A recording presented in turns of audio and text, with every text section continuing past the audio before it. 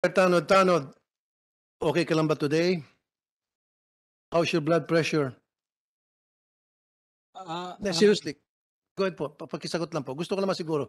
Inano ba Okay siya? naman. Tinest na ba yung kanyang blood pressure kanina? Kasi the last time we invited him here, I've got a news na siya daw po ay na-high blood at dinala sa ospital. Ayaw ko naman ma-high blood ka rito. Okay lang bang blood pressure mo? So O po, kailangan natin ng nurse dito? Ambulance? last month, October po na angioplasty po ako, 2 stent. Dalawang stent. Tapos po noong November 27, bumaba yung immune system ko. Mm. Natamaan naman po ako ng pneumonia. Kaya hanggang ngayon po, 1 buwan at kalahati pa akong ginamot sa pneumonia. Okay. At least alam ko yung medical condition mo, sir. That's Opo. why I'm asking it. I wasn't joking. I was seriously, very serious when I asked you those questions. Now, Mr. Tanod-Tanod, ano ho bang inyong katungkulan sa landmark at ano po yung mga responsibilidad ninyo na inatasan kayo ng landmark para gampanan? Mga 8 taon na po akong naging head ng security. Ako po ang responsible sa mga lahat ng activity security po sa company. Okay. Mm. Mr. Tanod-Tanod, doon po sa kaso ni Ma'am Erica, at wala na siya dito ngayon kasi siya ho ata ay nakipag-areglo na, Ma'am Erica Joy Buendicho. Nung siya po ay pinagbintangan dahil na-short po siya sa kanyang kaha, pinagbintangan na nagnakaw. Nung kayo po ay mag-imbestiga sa kanya, nilait-lait niyo po siya, pati ang kanyang pagiging mahirap, yung kanyang pamilya, at yung kanyang anak. Tinamay niyo po sa inyong pag-imbestiga. Ganun ho ba kayo mag-imbestiga? Laitin yung isang tao dahil siya'y mahirap, dahil siya'y may anak, kaya kailangan niya magnakaw at siya na talagang suspect dahil doon sa kanyang sitwasyon. Pwede na po ako, Your Honor, pwede na po akong sumagot. Ganito po yan ang pangyayari. October 25 po, mga hapon, dinala po siya sa security office nung supervisor po na si Miss Jima Munar. Sabi ko, bakit? Sabi niya, sir, nasa-short po kasi siya ng almost 5,000. Sir, doon sa treasury po, wala naman pong problema, okay naman po. Tapos doon sa accounting, okay naman po ang mga tally sheet. Kaya pero kulang po siya ng almost 5,000. Kaya sabi ko, sige, iwan mo na po siya dito. Kaya ay kinausap ko po si Erica. Sabi ko, bakit ka na-short ng almost 5,000? Hindi po siya umiimik. Sabi ko, okay, ganito na lang. Alam mo, ang landmark mabait. Hindi namin trabaho manira ng pangalan dito. Sabihin mo lang ang totoo, okay na po yun. Mga shoplifters nga dyan, nahuli, pinagbibigyan, tayo pa. Sabi ko, balik-balik ko po yun na just tell the truth para maayos natin. Kasi po, malinis naman sa treasury, malinis naman sa accounting. Ngayon, kulang po nga siya. Ngayon, sabi ko nga siya, kasi ito po sa pamamaraan ko po sa pag-imbestiga, tinanong ko po yung personal ano niya, kung taga saan siya. Sabi niya, taga Quezon po daw siya. Tapos sabi ko, are you married? Sabi na hindi. Meron lang siyang kalib-in.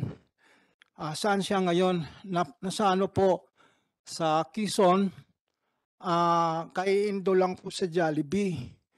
Tapos yung mother mo, nandun din sa Quezon at saka yung anak niya. Sabi ko nga sa kanya, yan pong mga tanong na yan, Your Honor, tinatanong ko po yun dahil yun ang basihan ko. Dahil sa susunod na itatanong ko uli yun kung... Excuse me, Mr. Chair. Pinaikot-ikot mo ako, Mr. Tanod-Tanod. Anong kinalaman ng nanay, live-in partner, at iba pang kamag-anak ni Erica na imbestigahan mo doon sa kanyang pagiging short? Anong kinalaman noon? O nga, Ganun ba ang itinuro sa pag-imbestiga? In the first place, ano ba ang credentials mo? Ano ba yung qualification mo para sa pag-iimbestiga? Kayo ba'y nakapag-aral, nag-seminar, nag-schooling tungkol sa proper way to investigate a suspect na nag-short sa kanyang pagiging cashier?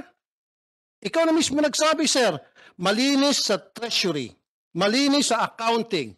Heck, then kung ganon, malinis siya at wala kang ebidensya, pakawalan mo na. Bakit kinakailangan mo kausapin paulit-ulit at madamay pa yung mga kamag-anak at pilit mong paaminin?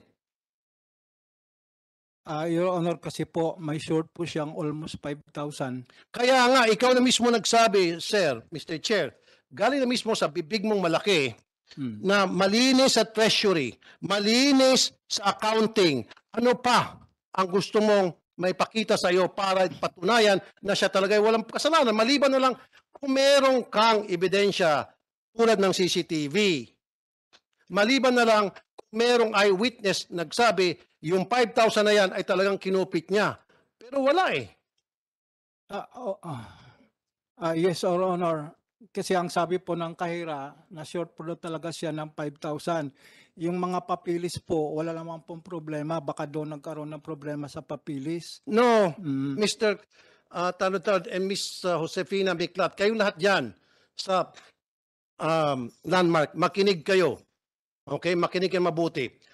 Ako ay hindi kahera. Okay? Pero ang alam ko, kapag kayo ay mag-audit ng mga kahera, pagkatapos ng kanilang duty, di ba sa harap nila dapat nagbibilangan? Hindi yung wala na sila. And then pagbalik nila kinabukasan, sa kanyo na sasabihin sa kanila na sila short. Dapat right there and then ang bilangan. Okay? Sa harap nila, hindi yung the following day, you call them to your office and say, meron kayong short. At pagkatapos, tatanungin ngayon nung kahera, paano ako naging short? Hindi ba makita mga dokumento? Ang sasabihin sa kanila, confidential. Ganun ba? Sa landmark? Confidential? Eh kayo ang nagbibintang. Kayo dapat magpapatunay sa inyong binibintang. Tama? Sorry. Maybe we can ask the Council of Landmark to please assist your client. Siguro, sige, abogado, kayong sumagot. Para mang magkaroon kayong pakinabang dito, kayong dalawang abogado. Sorry, I'm nothing against the both of you. Siguro pinag-aralan niyo itong kaso. Attorney, may I get your name, please? Attorney Valentino Janela. Valentino? Attorney Valentino? Yes, Valentino. Are you privy to the case? We are privy to the case because Okay. we handled the case. All right. Who is handling the case? We are. All right. You may answer. Pero Mr. Chair, bago niyan, let's put on record na tumangging sumagot ang landmark tungkol sa tanong ko. Sa halip, ipinasa tayo sa abogado. Na kung tutusin, dapat sila na mismo ang sasagot niyan. Because my question was very easy. Now, bakit kinakailan pa ipasa sa abogado? Kasi, hirap na sagutin sapagkat ipit sila rito. Then go ahead, Mr. Chair. Pasagutin natin yung abogado. Okay. May we have your Now, please. we have to explain papaliwanag lang po namin yung sinabi ni Mr. Tanod na malinis yung sa treasury at sa accounting. Ang ibig ko sabihin ni Mr. Tanod po ron, nung chinecheck, nagkaroon ho kasi ng shortage eh. Nung chinecheck, yung sa treasury, tinecheck yung journal tape, yung pong mga dokumento, wala ho kasing makitang pinanggalingan ng shortage. Pero may shortage po kasi sa cash transaction. Yung pong sinurrender ni Miss Bendicho na cash, nung binangga po doon sa may sa report, kulang po ng 4,993 point something eh. Kulang po yun. Kaya yun ang sinasabi ni Mr. Tanod. Yun pong mga papel, hinahanap po kung saan ang source ng shortage. Okay, Counsel. Okay, bakit ginawa yan the following day? Bakit hindi ginawa on that same day na mag-out na yung kahera, dapat doon nagkaroon ng bilangan sa harap niya? Siguro po ipapasa ko po kayo doon Yun. sa Sige, specific from na. attorney to landmark. Good afternoon po, Your Honor. Sige, kunin yung pinakamagaling na abogado sa Pilipinas. Sige. Sige na, kuha kayo. Kulang pa yung dalawa. Next time pagbalik nyo, magsama kayo ng 10 law firm dito. Kasi po yung mga transaction namin for the day, meron po yung report ang ISS. No, ma'am, pakisagot lang.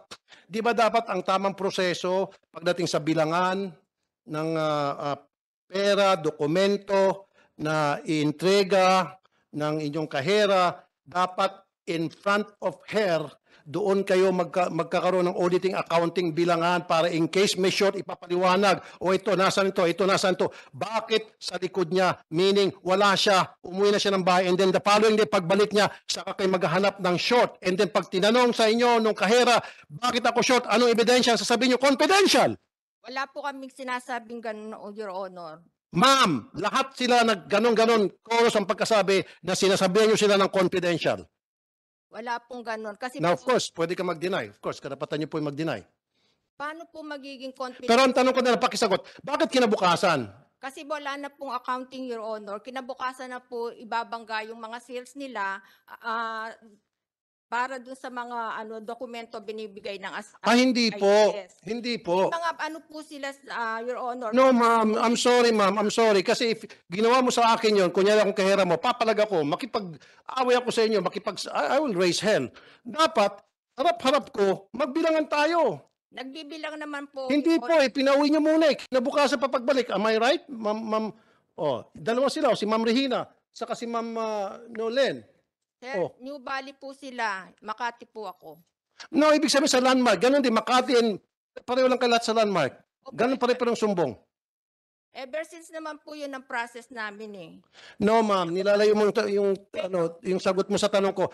Ang sa akin, bakit kapag nag-audit kayo ng kahera ninyo, pagtapos ng kanyang duty, it should be done in front of her on that same day, not the following day, and then pag tinanong ng kahera, bakit ako short, in confidential at paulit-ulit na lang ilan sa kanila nalagay sa ganung sitwasyon, and then ipapaharap nyo dito sa taong Mr. Tanod-Tanod na ito, at itong si Mr. Tanod-Tanod, pag nag-imbestiga, pinapahiya, minamaliit ang mga iniimbestigahan niya, pinipilit, at idinadamay pa yung pamilya, anong kinalaman ng live-in partner, anong kinalaman ng nanay, anong kinalaman ng anak, etc. sa pagkakashort ng empleyado.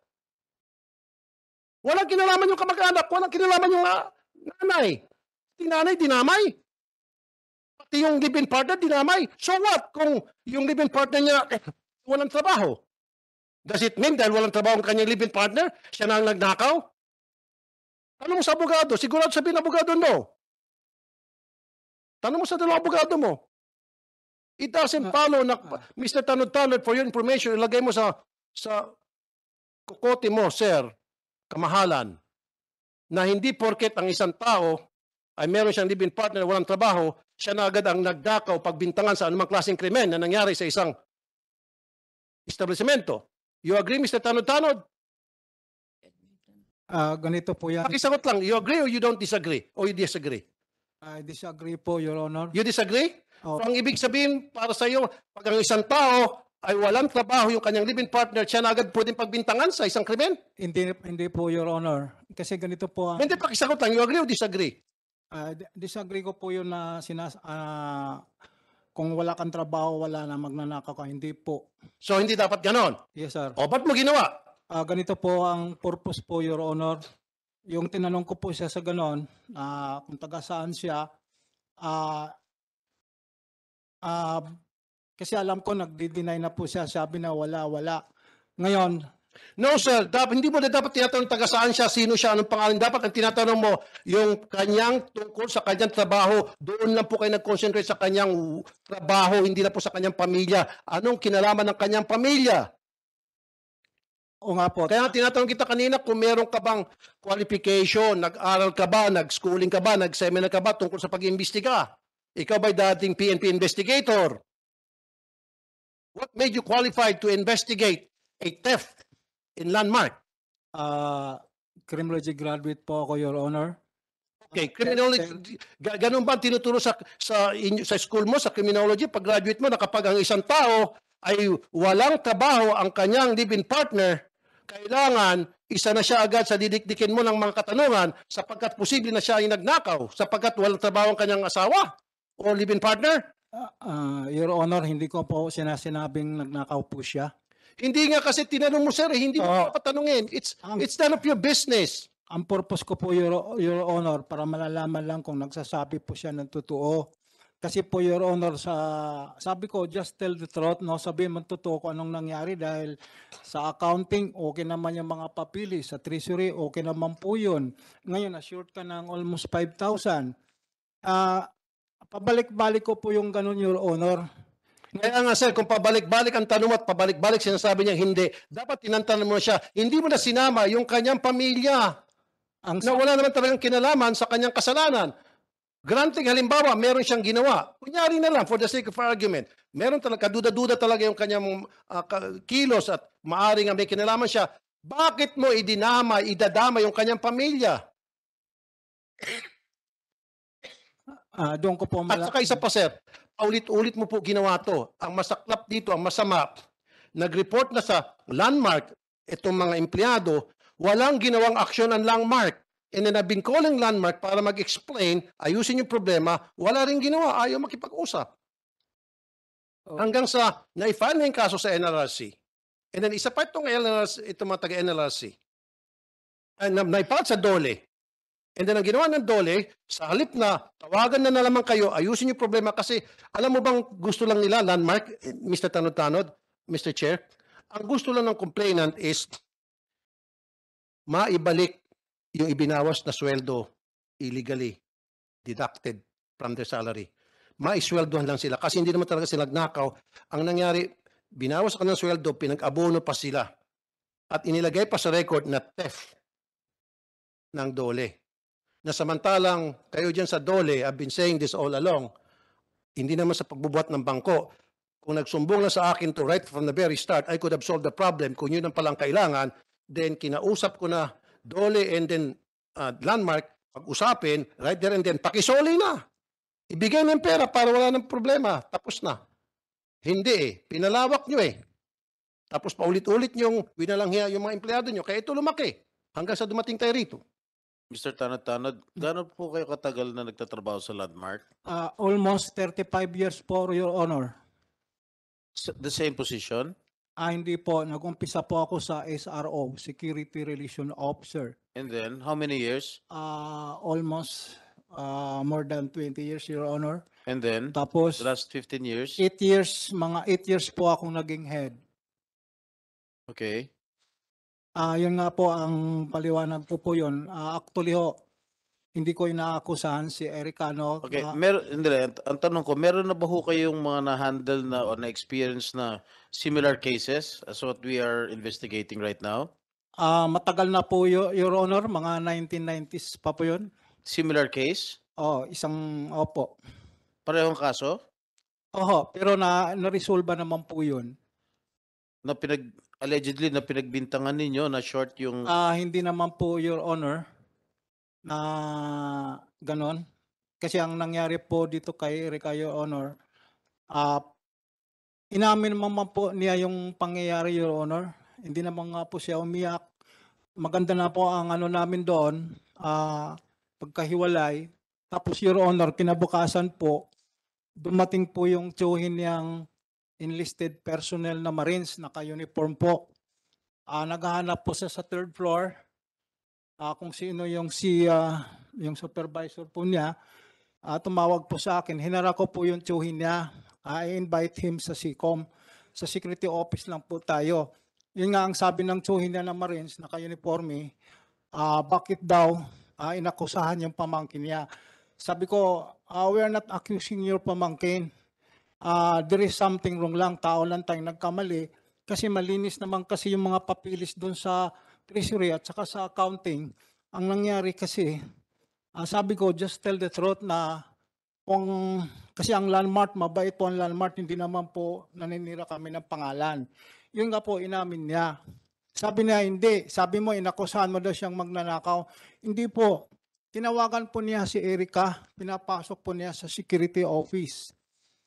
Doon po, yung nakapasok na po sa security office si Erika, nagulat po ako dahil nung Erika na kahapon na kilala ko, very sad po siya. Ngayon, yung naharap ko siya, very smart na po yung babae. Sinasabi sa Sorry, akin, Mr. Chair. Kasi, bakit hindi siya maging smart na noong una, tahimik siya, takot? Mag-isa lang siya eh. This time, meron siyang kasama. Kaya hindi siya takot. At saka isa pa, Mr. Chair, sinabi mo, inamin. At sinabi mo, hindi inakusahan. Kung hindi inakusahan, bakit kinaltasan sa sweldo? At saka, umamin.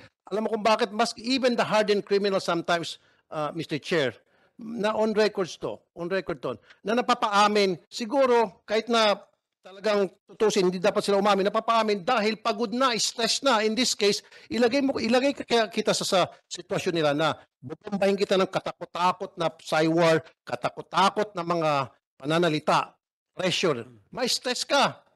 And then para lang to get rid of you, to get rid of the person na paulit-ulit ng tanong, naipit na siya, iniipit siya kahit wala siyang kasalanan, mapapaamin. Did you know that? opo. Oh. Ngayon po, Your Honor, ituloy ko lang po ang Sige ano po. ko. Yun nga po, yun ang sabi ng Choy niya na inakusahan, no, hindi ko sa inakusahan. Sabi ko nga sa kanya, pinag-usapan lang namin yung pangyayari na talaga. Deserve naman siya for a second chance kasi yung record niya confidential naman dito. Sabi ko, sir, sabi kasi niya sa akin, nagawa po niya yon dahil yung nanay niya na-opera ng gallbladder sa probinsya. Ang sabi niya, hindi, matagal na yon. Yun po ang sabi niya sa akin. Tapos yung anak niya nasa probinsya, tsaka pong live-in partner niya. Yung lumabas na po sila, sir, sa sa employees entrance ng Landmark, nakita po yung asawa niya na sumalubong sa kanya. Nag-report sa akin yung guard na, sir, yung asawa po niya ni Erika, empleyado po natin yan. Di ni-research po nila nung September pala, yung asawa niya po si Jonathan Sabidoria, na-employed po sa gift sitter po yung contractual, yung marami po sila yung tagagawa ng Christmas basket. September 16 po, mga 15 days lang po ang duty niya, natanggal po siya kasi po naglalaro, nag-ano ng mga gunting, natusok yung gunting sa isang krema tapos tinikman pa niya. Kaya po on the spot, na ano po yun, na terminate po sa trabaho sa ganung ano. Okay, natanggal pero hindi sa pagnanakaw. Opo. Sige, sabihin natin totoo yung sinabi mo, natusok niya yung kanyang ilong. So ano ngayon? Does it make him a criminal? Hindi naman, Just sir. because natanggal yung kanyang mister at dating empleyado ninyo na pinakailaman yung gunting at natusok yung ilong, does it make her accessory to a crime? Is it a crime to have a husband na natanggal dahil natusok yung ilong? Ang sa akin po, Your Honor, kasi po sinabi na sa akin, nasa probinsya po yung asawa niya at saka anak. Ngayon yung lately nalaman ko lang po na naging empleyado po pala sa amin. So what? So what kung hindi sinabi na naging empleyado? So what? There are times na people will say things na nakakalimutan nila yung mga bagay na importante sa mga katanungan. Oo nga po, lately ko lang nalaman yun na hindi. But still, wala ka pa rin ebidensya na siya talaga yung nag-short. At saka isa pa, wala bang CCTV sa Landmark na nakatutok sa kaha para makita kung nagbubulsa na yung kahera? On that time, Your Honor, yung counter 8 po, wala pang CCTV. Pero ngayon, kumpleto na po. Kasi, Kaya, hindi nyo ba ikaw bilang security, dapat on a regular basis, chinecheck mo kung yung CCTV ay nag-work. So pag halimbawa, everyday dapat chinecheck mo, nung makita mo na hindi nag-work itong day na ito, agad-agad, nagpapunta ka ng technician para ayusin yung CCTV. Your Honor, wala po talagang CCTV na nakalagay. O di bakit hindi ka naglagay? Ano po? Yan, pera yan. Pandemic po kasi, Your It Honor. doesn't matter kung pandemic. Ngayon. Hindi. Ibig sabihin, pag pandemic, hindi na kayo pwede maglagay ng CCTV. Na-stop po, Your Honor, na-stop po yung... No, Pero it's your job as security. Dapat ikaw magbibigay ng advice. Di ba? Yun ang responsibilidad mo. You tell the Landmark na, Sir, Ma'am, pera itong pinag-uusapan natin kahak na vulnerable tayo sa pangungupit, possible na pangungupit na mga kahera natin. Therefore, maglagay po tayo ng CCTV for our own sake and for their own sake. That's your job. Yes, Your Honor. O, ba't di mo nirekomenda? Nirekomenda ko po, Your Honor. Ang nangyari po kasi, So, nirekomenda mo na maglagay ng CCTV. yes, Anong naging reaksyon ng landmark? na-stop po, Your Honor, because of the pandemic dahil nasara po yung department store. Oh, so, nasa ng department store. Bukas ng department store, ba't di ka naglagay ng CCTV agad Oo. before the operation? Oo, yung mga kontratista po kasi, Your Honor. Sir, kung gusto, maraming paraan. Kung ayaw, maraming dahilan. Oo. Okay. So that means hindi mo ginagawa ang trabaho mo kasi sige, nagka-pandemic. Pagkatapos ng pandemic, then all you need to do is contact technicians, contractors na para maglagay ng CCTV. I'm telling you, ako marami akong CCTV sa bahay. Makinig ka muna, sir. It only takes less than half a day. Ilang oras lamang po magkabit ng CCTV. Yes, Your Honor. Oh. Pinapadaan po kasi yun sa engineering, Your Honor. Well, then sana, I know.